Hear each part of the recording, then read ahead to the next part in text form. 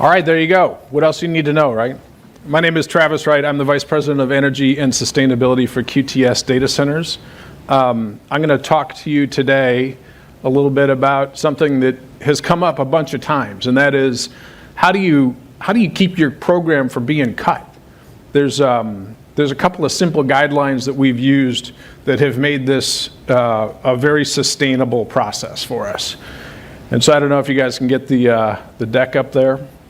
There. So, by the way, I love starting my presentations with this picture. What you're seeing here is a great dichotomy here, because in the foreground you see a building that's sort of red and gray. That's our data center in the Netherlands.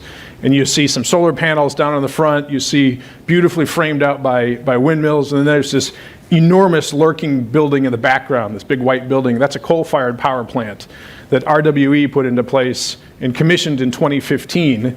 And then in 2018, the Dutch government came to them and told them they were closing it.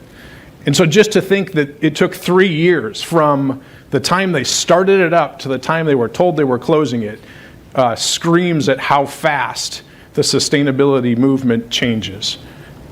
And I think that's continuing on as well. So I'm going to start with a couple of slides that just talk about who is QTS. I don't think most of you know who we are. We're mostly a US-based company. We've got two sites in the Netherlands, and we are growing in Europe. We have 28 data center locations, about 800 employees. We build and own and operate massive data centers. You're seeing one in New Jersey and one in Virginia right here. We do this to provide economies of scale, both in energy and power. We give low cost, reliable power. We're very energy efficient in our buildings. We have lots of fiber that come into each of these, security, logistics, and of course sustainability. We can offer 100% renewable power to a lot of clients that are not as mature in their programs. And so a lot of times people don't really understand what a data center is or what's inside of it. They are big, huge open spaces. They have rows of cabinets in them with stacks of servers in them that create an awful lot of heat.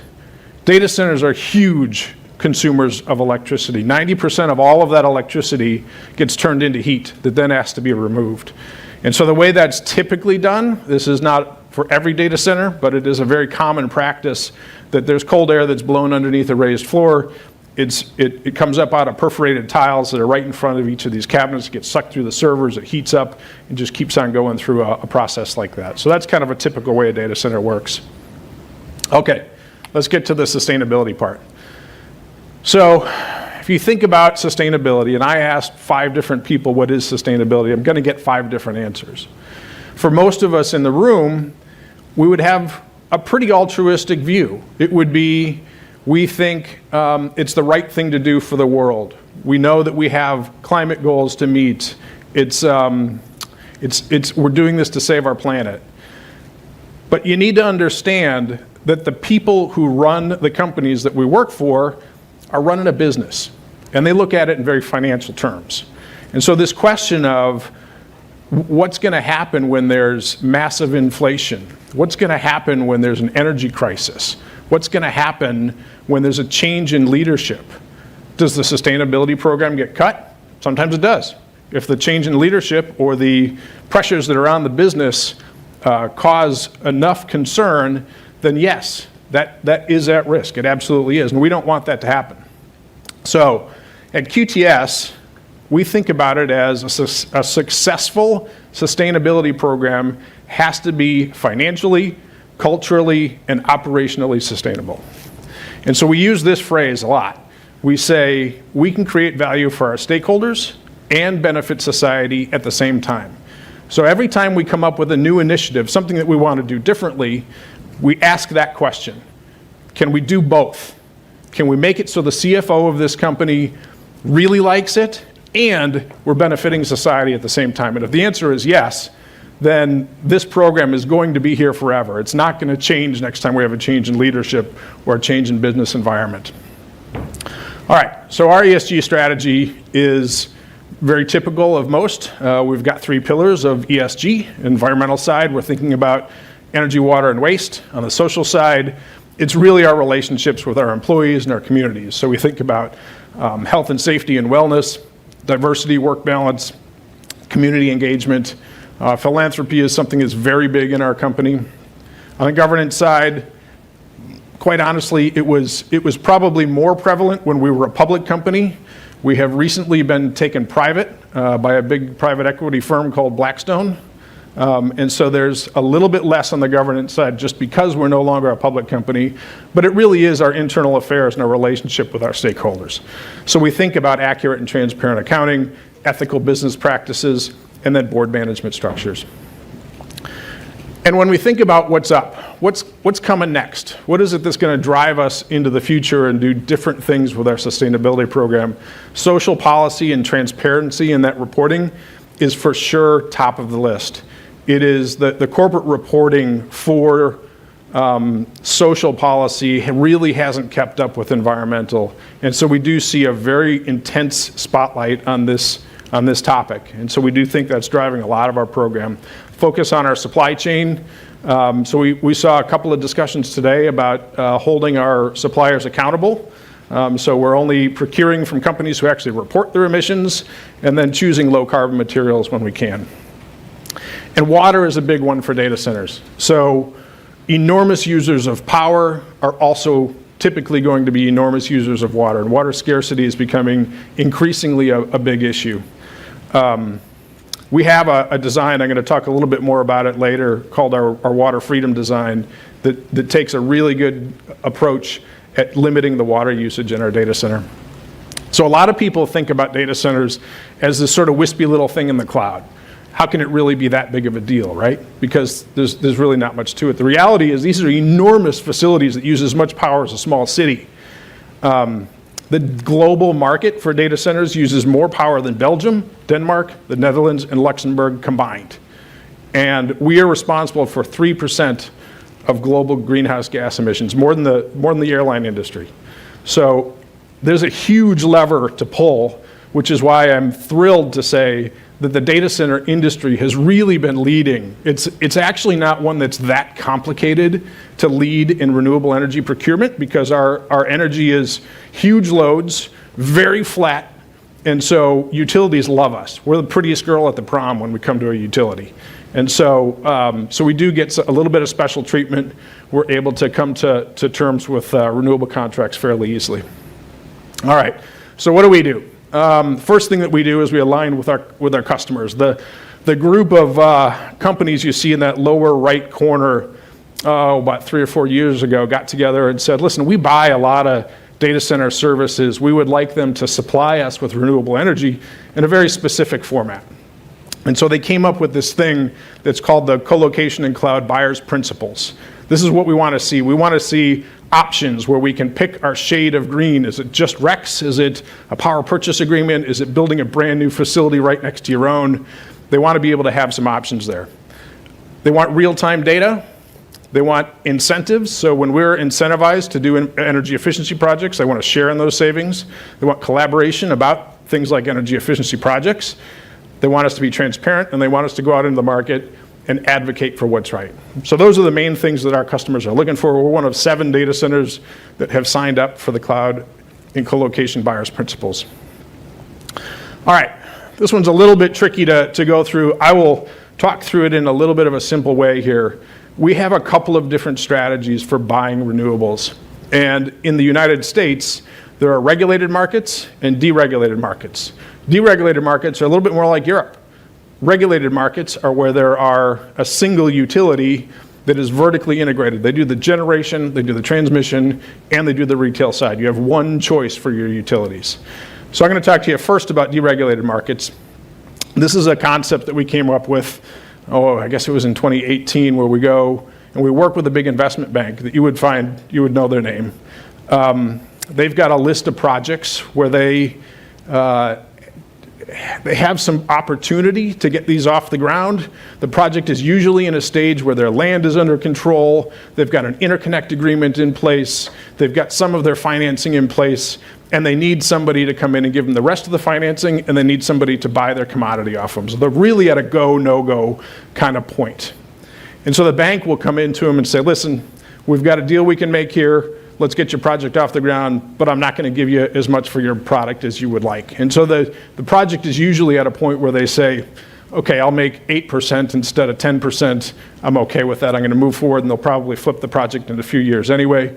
So they're usually okay with it. So the big bank gets some pretty good incentives. They're out buying wholesale. They're buying 2, 3, 4 projects at a time. And then they come to us and they say, all right, we've got this deal. We can sell you a chunk of this. Maybe it's not 100% of what we bought, but we can sell you a portion of it, and we can define exactly what your requirements are, and we can be flexible on volumes. And so we'll take some of that deal. We're in negotiating with them first. Then we go find a retail supplier. We'll shop around and find whoever will give us the lowest markup, put those together. They just sleeve a contract through, and we end up with fantastic pricing for a long-term PPA, fixed price. I'll tell you, the ones that we did in 2018 and 2019, we are thrilled with today. As you can imagine, the pricing back then was far below what it is today. And so we're feeling pretty good about this. So it's a great concept. Actually, a lot of the data center industry started doing this after we did. And actually, one of the retail suppliers actually bundled it into a product. So they do like it. In a regulated market, you usually have to go through what's called a green tariff. And so sometimes we will go to the utility and say, we want you to develop a green tariff, and here's what we'd like it to look like. And then we go back and forth for a year, and they finally bring it to the corporation commission of some kind and get some approval for it. It's a very long and arduous process, but it is a way that we can buy directly through the utility that's supplying for us. And so one of them that we really like is by Georgia Power. They're, of course, in Georgia in the United States. They've got a program called CRSP. And it's a neat program because it's very green. The brand new solar projects they put into southern Georgia coming online in 2024. We were able to get a 20-year fixed price contract at $30 for both energy and RECs, which was fantastic. Low price includes those, we call them RECs, you call them REGOs here. And so we've got 348 megawatts out of this deal. We were the largest off-taker. They're very flexible on volumes. And then we applied for another 500 megawatts that we think will come online next year. So pretty happy with this one. I kind of wish all of our regulated utilities would do the same thing. All right, a couple other things that we do. These are some of the success stories from our program that just really did make good business sense. We build a lot of data centers. There's 4 of them that we actually took existing facilities and turned them into data centers. They were something else before. Richmond and Irving were both semiconductor plants. Atlanta was a Sears and Roebuck distribution center a long time ago, and then Chicago was the Chicago Sun-Times printing facility. And so oftentimes in the data center market, they'll come in, scrape those buildings to the ground, use the land, use the substation, and then build greenfield from that point. And by actually reusing these facilities, we saved 1.7 billion pounds of material, the concrete, the steel, the roofing material, all that stuff that would have gone into the landfill is now actually being reused again. 663,000 megawatt hours that it would have taken to rebuild all of that material, and a whole bunch of diesel fuel for the trucks that were hauling it to the landfill. So when we can't do this, we build greenfield. So we'll go to sites and build facilities. What you're looking at here is a 48 megawatt data center. It's a pretty neat design because it's very modular. The buildings themselves are built in slices that are 3 megawatts each, and they allow us to off-site build all of the electrical rooms out of concrete structures. We can bring them in from off-site being manufactured in a facility, bolt them up to the side of the wall. It gives us great speed to market, and it also reduces a lot of waste. So you can imagine in an environment like that, they're not throwing away cable, they're not throwing away a lot of the waste materials, they're actually able to just right-size everything. It reduces the number of trips to the site by 90%, so there's a lot of fuel that's not built or not burned. And then the really interesting part of this is that when a data center starts up, it doesn't start using 48 megawatts on day one. It'll start using 5, and then 6, and then 10, and it'll grow over time. And this design allows us to really only run those slices that need to, so we get peak performance out of it on day one. Little closer look at this design is one where you can see these modular buildings, the red ones that bolt up to the side of the building, and then there's a big generator that sits behind it. You just copy that same thing over and over again. So oftentimes when data centers are built, they're built with water-cooled cooling systems. You remember 90% of that electricity that goes into a facility turns into heat. And so we came up with a system that is a dry cooling system. Usually you would have either a very inefficient dry cooling system or a very efficient water-cooled system, and use lots of water to do that. Well, we actually went to our suppliers and developed a cooling system that allows us to use a lot of outside air economization and get better cooling efficiencies than we did with the water-based systems. And so by doing this, we're saving enormous amounts of water. When you then run your data center with conventional power plants, you can imagine that that power plant is using tons of water as well. So you're actually still responsible for 4 times as much water as you would have used on site. So we'll pair this with our solar and wind projects and provide what we refer to as our water freedom design. So a typical 48 megawatt data center is going to use about 500 million gallons of water annually if it uses conventional power and water-based cooling systems. All of that gets dropped down to virtually zero with a design like this one. So one of the other things that we need to do for our customers is give them their data. We've developed in-house a system that we refer to as our service delivery platform. And it's a dashboard that gives really cool modules, that gives them efficiency numbers. There are a few metrics that we use in the data center industry that called WUE, PUE, and MUE. Those are 3 terms that we use. And gives them real-time data on their consumption, their carbon footprint, reporting, historical data. Also gives them a one button push that allows them to gather all of the data that they need for CDP or RE100 reporting or GRESB, EcoVadis. Any reporting that they do is very simple now. They don't have to come to us and try to gather all of the data and then forward it on and refill it all out. It comes to them automatically.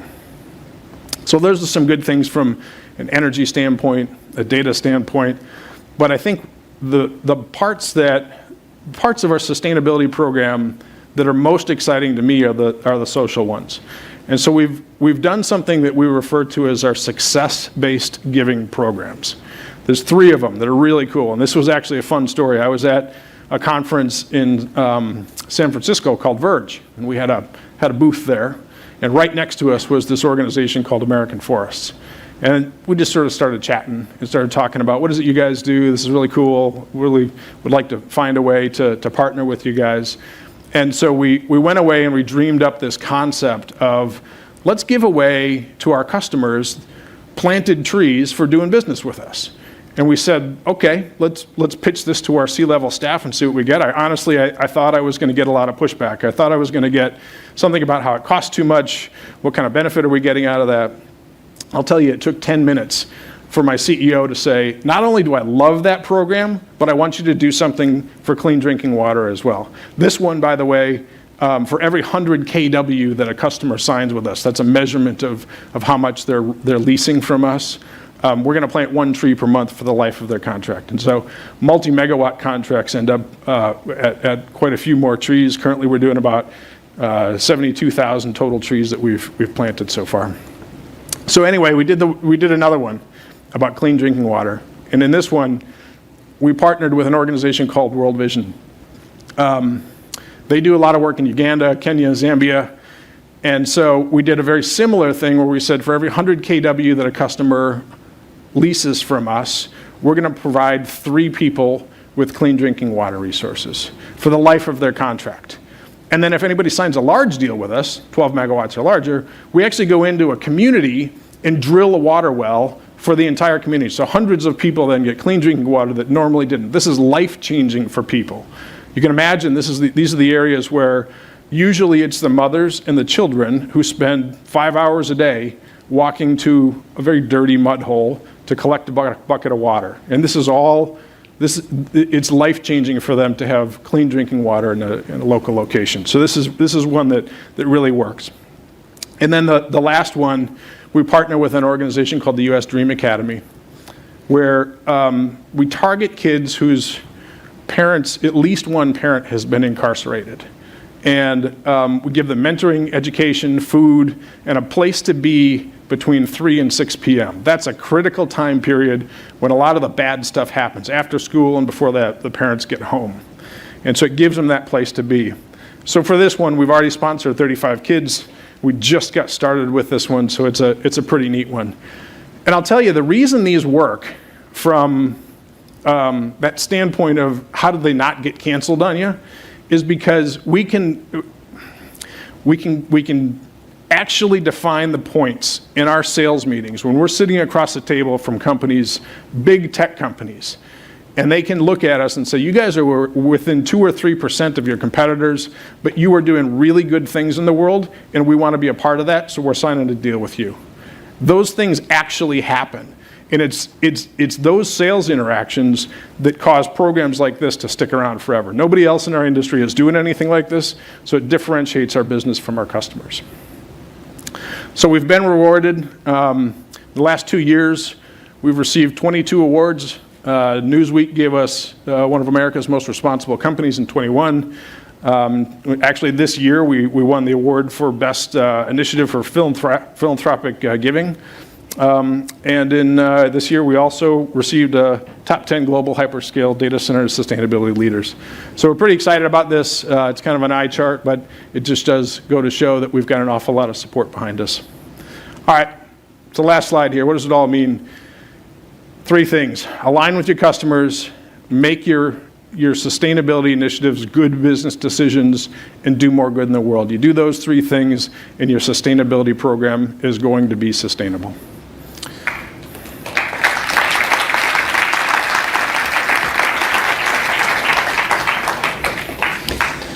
Thank you, Travis. I mean, some of the initiatives that you guys are doing are incredible. I mean, I've worked with World Vision before, for instance, and the work they do around the world is quite incredible. So you outlined some of the initiatives there that you do from an ESG perspective. Which of those are you most proud of or excited about? Oh, it's for sure the social ones. And really because that was something that, it's not like renewable energy. Everybody's doing renewable energy. We get it. It's pretty well defined. Everybody knows how to do it. Those are things we invented. Nobody in our industry is doing that. It makes us a differentiator. It really does come back to our business as you guys are different. We want to do business with you because you're doing that. And it's kind of an emotional thing for our customers. If they're altruistic companies, then it's something that really does work for them. And most people can relate to things like that. And this really emphasizes the point that we've been making all day so far, which is sustainability is good for business. Right? It is. Because you can make it good for business. You Yeah. can make it so that it is just an altruistic view, and then when there's a change in environment or leadership, it might change, or you can make it that it's good for business and it's there forever. And one of your early slides there, just to highlight this, was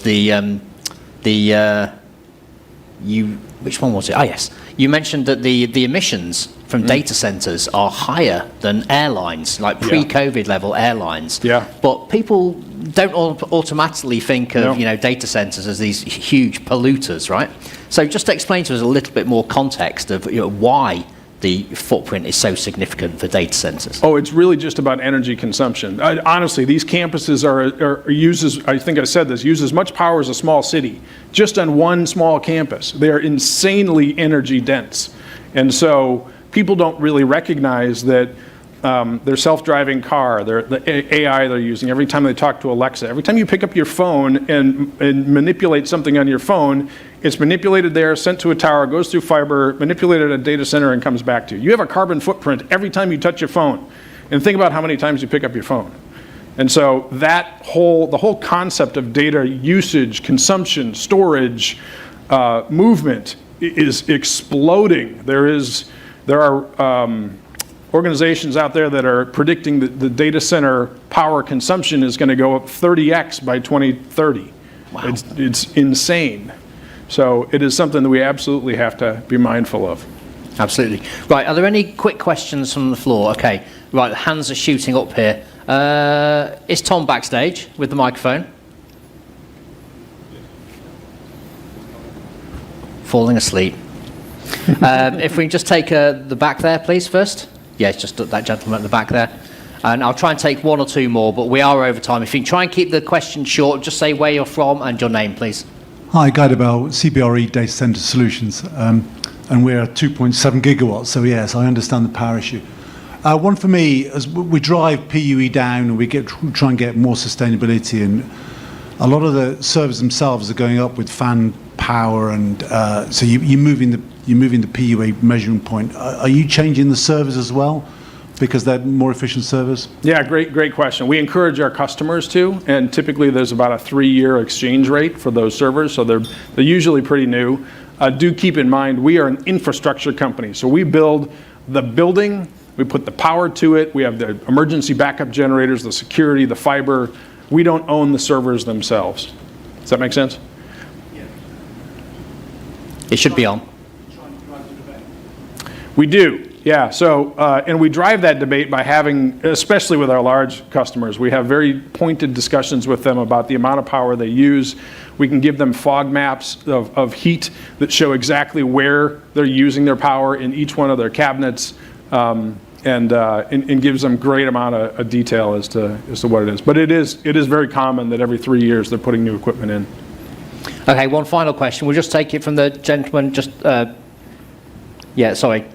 Yes, you please, sir, with the glasses on there. Thank you so much.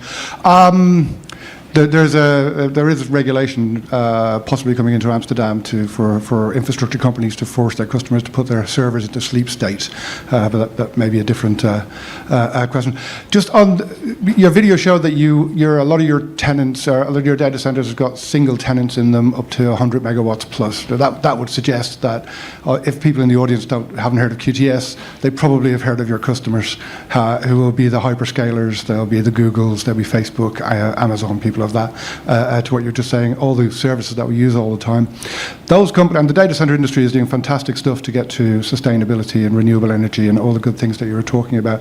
But those big brands are aware of their reputational risk, and have committed to being not just using 100% renewable, but being carbon net zero by 2030. And so what part will you play, and what are the conversations, what guarantees are they asking of you as a supplier that you will be part of that and able to guarantee as a data center supplier to them that they will hit those net zero targets going forward? Yeah, great question. So part of the RFP process, and by the way, I can neither confirm nor deny that any of those 6 hyperscale clients in the world are ours, but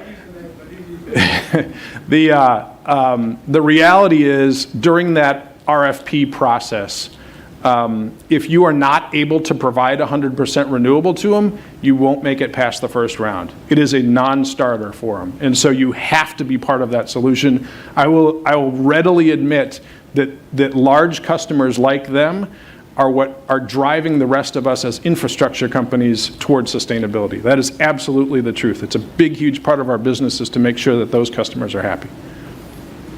Okay, thank you for your question. I'm sorry, we don't have time for any more questions. If you want to catch up with Travis after the show, then please do ask a question then. Thank you, Travis. Thank you. Thank you.